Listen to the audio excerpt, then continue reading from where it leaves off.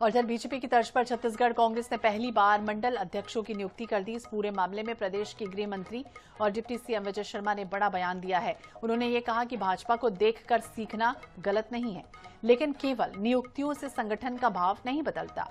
इसके लिए अंदर से राष्ट्रभाव जागृत होना जरूरी है। ये भी उन्होंने कहा कि यदि कांग्रेस भाजपा से राष्ट्रवाद सीखती है तो ये स्वागत योग्य है। वहीं दीपक बैच के बुलडोजर बयान पर पलटवार करते हुए गृह मंत्री ने कहा कि बुलडोजर की कार्रवाई कानून के दायरे में हुई है। विष्णुदेव साय सरकार में कानून व्यवस्था के लिए हर जरूरी कदम उठाया जाएगा। बस्तर को लेकर विजय शर्मा ने कहा कि अब वहां लोकतंत्र बोल रहा है, लोग खुलकर हंस और अपनी बात कह रहे हैं। आने वाले गणतंत्र में बस्तर के गांव पूरे उत्साह से शामिल होंगे।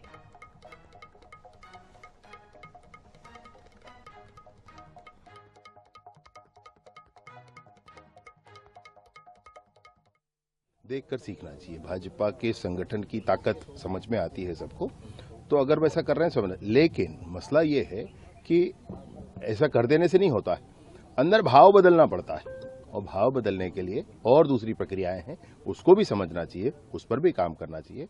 राष्ट्रवाद कैसे नौजवानों के मन में आए, कार्यकर्ताओं के मन में आए, ये ध्यान करके करना चाहिए। अगर राष्ट्रवाद की दिशा में हमसे ज्यादा सीखते हैं तो वंदनीय है, स्वागतनीय है।